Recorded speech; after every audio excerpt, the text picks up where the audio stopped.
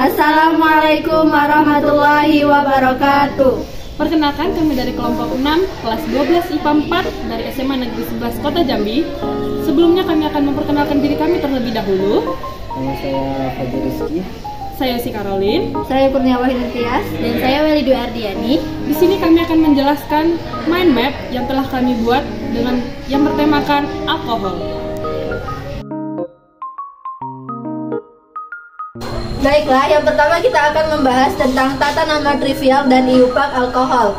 Penamaan trivial, namanya selalu diawali dengan nama alkil diikuti kata alkohol. Contohnya H3COH yaitu metil alkohol, H3CCH2OH yaitu etil alkohol. Senyawa dengan lebih dari satu gugus OH disebut polialkohol. Contohnya 1,2 etanadiol dan 1,2,3 propanatriol.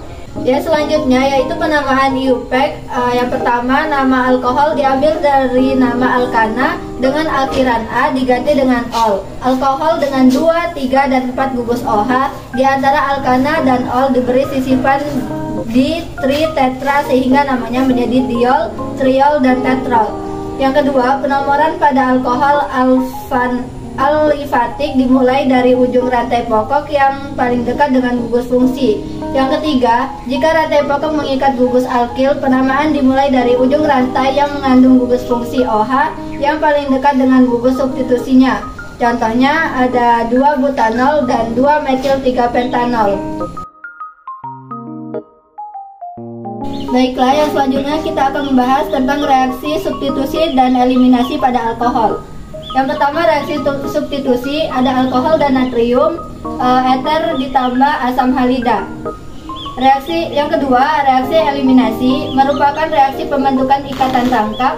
Reaksi eliminasi alkohol disebut juga dengan reaksi dehidrasi alkohol, di mana akan menghasilkan senyawa alkena dan air. Reaksi eliminasi ada 2 contoh. Yang pertama, alkil halida ditambah basa kuat dan panas. Dan yang kedua ada alkohol ditambah asam kuat dan panas.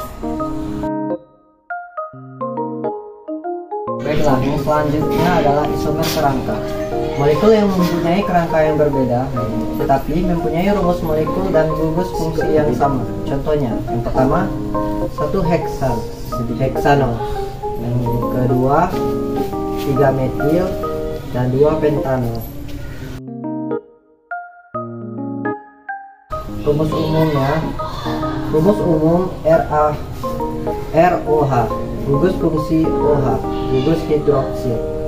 Gugus hidroksil yang terikat pada karbon hibridasi sp3. Jika di dekat karbon hidroksil terdapat gugus penarik elektron seperti fenil atau halogen, karena kesamaan meningkatkan dan sebaliknya.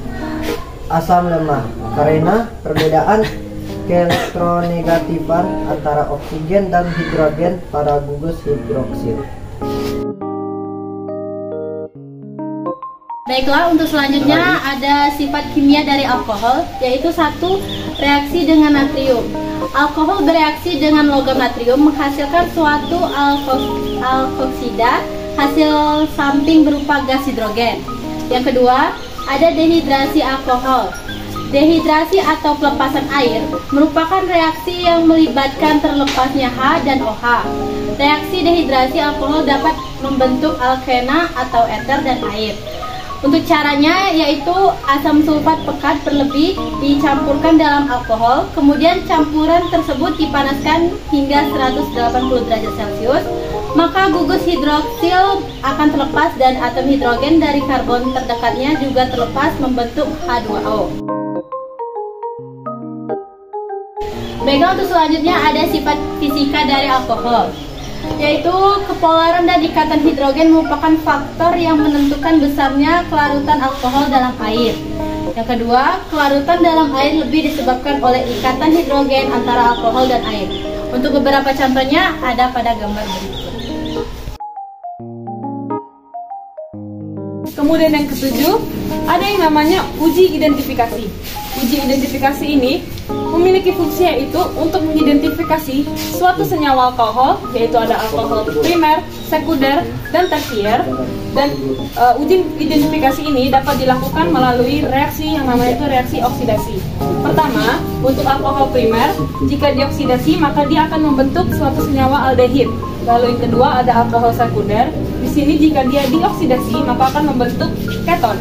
Dan yang terakhir yaitu alkohol tersier, dia tidak dapat teroksidasi. Selanjutnya yang terakhir yaitu ada manfaat dan aplikasi. Pertama, yaitu ada yang namanya hand sanitizer. Seperti yang sudah kita ketahui, hand sanitizer ini dia berbasis 70% alkoholnya. Dikarenakan persentase tersebut, hand sanitizer ini sangat cepat untuk dapat mengurangi jumlah mikroba yang berada di dalam tangan kita pada beberapa situasi tertentu. Jenis alkohol yang sering digunakan pada hand sanitizer adalah etanol dan isopropil alkohol. Kemudian manfaat aplikasi yang kedua ada pada gliserol pada ikan mas. Tingginya permintaan ikan mas hidup mendorong pentingnya penanganan ikan yang baik hingga sampai ke tangan konsumen. Penanganan dengan imotilisasi dengan kejut suhu beku diketahui efektif untuk penanganan transportasi ikan mas yang masih hidup. Kejut suhu beku berdampak pada kelangsungan hidup ikan mas karena terjadinya pembekuan darah. Gliserol itu tersebut diketahui memiliki kemampuan untuk mencegah kristalisasi es pada titik beku larutan, sehingga ikan tersebut dapat mampu bertahan pada suhu dingin dan tidak dapat teroksidasi. Sekian penjelasan dari kelompok kami. Kami akhiri dengan Wassalamualaikum warahmatullahi wabarakatuh.